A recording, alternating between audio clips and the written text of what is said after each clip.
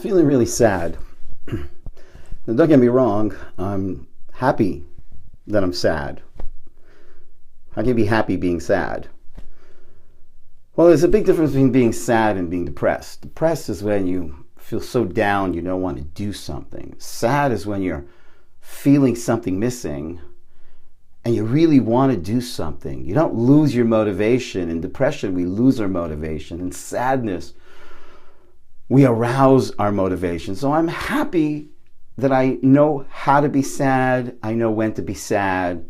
I know what's worth being sad about. These are 3 weeks that are time to be sad. And what I'm sad about is the destruction of the temple.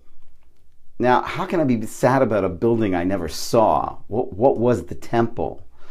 The temple in the center of Jerusalem was an external expression of an internal state of mind, an internal state of consciousness, whereby we understood how connected we all are, how connected we are to each other, how connected we are to God, how connected heaven and earth are, how connected the spiritual and the physical are. It's referred to in Hebrew as the Beit HaMikdash, the holy temple.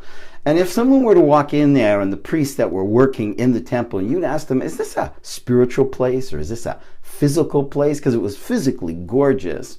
And yet it was supposed to be a very spiritual place.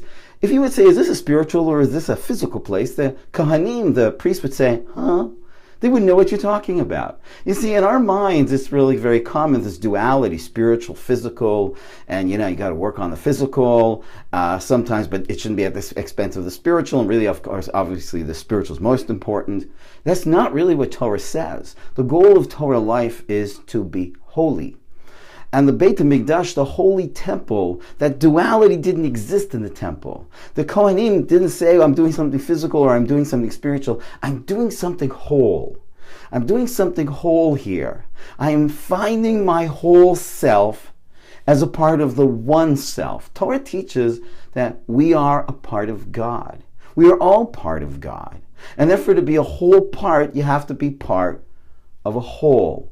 And that temple, which would take a lot more time to explain, but the temple of the Beit HaMikdash was an external expression of an internal state of being, state of consciousness, where we experienced how one God is, how one we are with God, and how one we are with each other.